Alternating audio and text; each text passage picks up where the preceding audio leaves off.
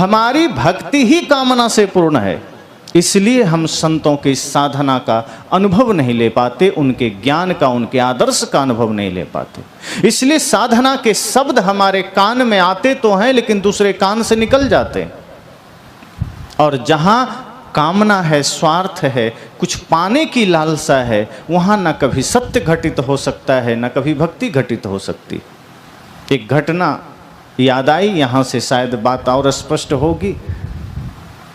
एक बार एक विशाल नदी में, बल्कि यूं कहें समुद्र में, एक नाव पर कुछ लोग यात्रा कर रहे थे। उसी में एक संत विराजमान थे।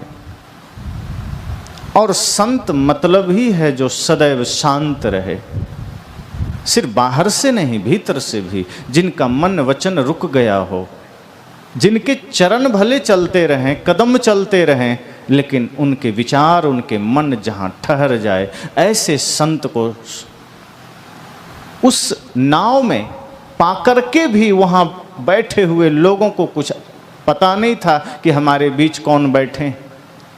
लेकिन संत अपनी शांत अवस्था में बैठे और नाव धीरे धीरे चल रही थी किनारे की ओर। लेकिन जैसे ही नाव बीच में पहुंची, जोर का तूफान आया और इतनी तेज आंधी चली कि नाव डगमगाने लगी, नाव हिलने लगी। अब सब लोग कांपने लगे, थरथराने लगे, हड़बड़ाने लगे और सब लोग एक दूसरे को ताक झांक करने लगे